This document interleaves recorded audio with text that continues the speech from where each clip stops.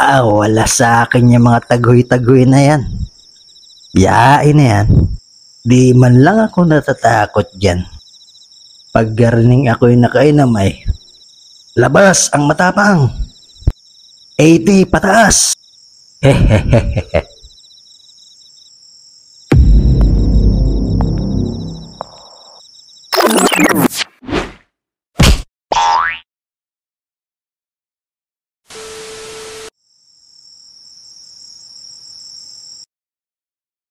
Lola, kwentuhan mo naman kami. Oo nga nila, wala kaming magawa ay. Mga apo, ano naman ikikwento ko sa inyo? Lola, yung pong kwento na tungkol sa katatakutan? Oo nga nila, sige na. Kayong tatlo ha, baka hindi kayo makauwi. Makakauwi kami la. Okay, sige. Yay! Noong bata pa ako, ay may isang babae sa aming lugar na nagngangalang Helena. Maganda siya at maraming lalaki ang umaling sa kanya.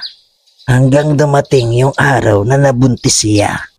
Pero sa kasamaang palad ng mga anak siya ay pareha silang binawian ng buhay ng kanyang anak. At mula noon ay ito na ang naging kalbaryo ng aming barangay gabi-gabi. At ito ang tinatawag naming tagoy. Ang ibig sabihin ng tagoy ay ang pag-iyak ng isang ina.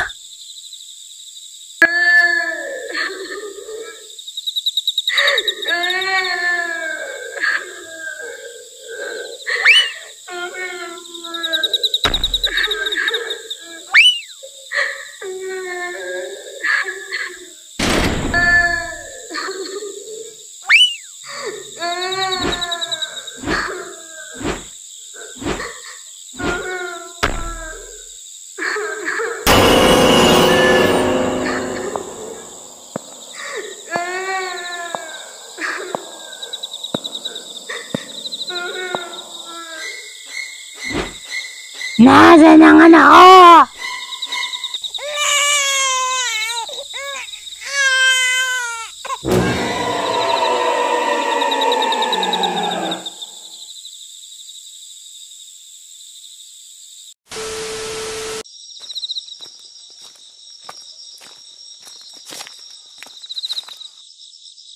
Wala sa akin yung mga tagoy-tagoy na yan. Yain na yan. Di man lang ako natatakot dyan.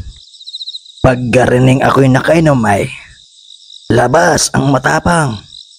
80 pataas. Hehehehe.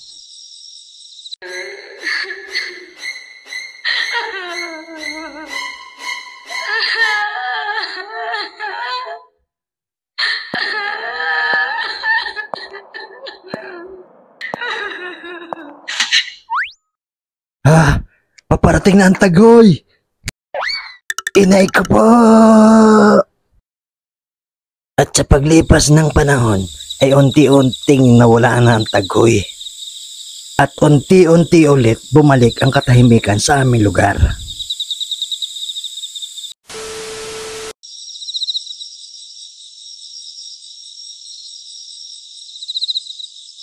Mare, sana naman maubos sa pier ang ating kakanin.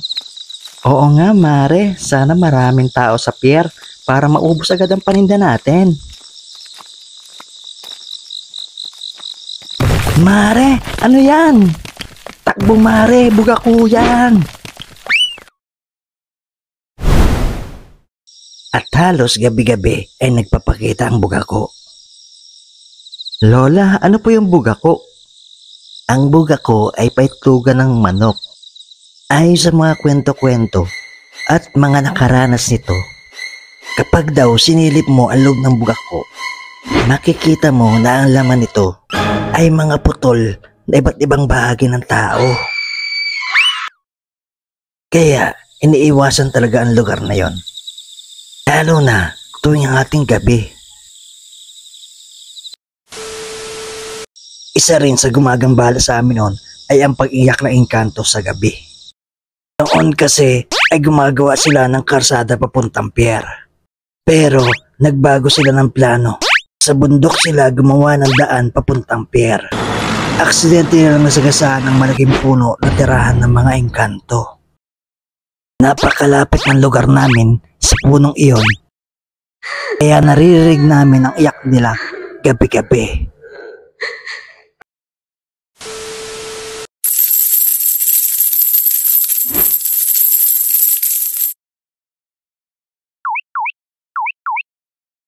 Ano kaya yung tumutugog na parang hinihilang kadena? Gabing-gabi na. Sino kaya yun? Masilip nga sa siwang ng dingding.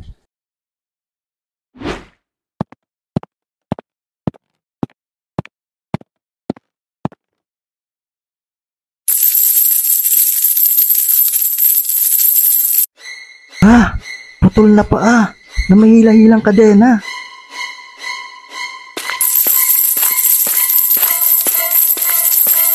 Marami ang nagsasabi na ang putol na paa na may hila-hilang kadena ay ang paa rin mismo ng pare na putol ang ulo na nagpapakita noon sa sagingan na malapit din sa lugar namin. Ayon pa sa kwento na ang paring ito ay pinahirapan ng mga Kastila noong unang panahon. Lola, si Dayo niya ro nakaiisa short niya. Lola, sorry, hindi ko na kasi napigilan eh. Natakot kasi ako sa kwento mo. Hi.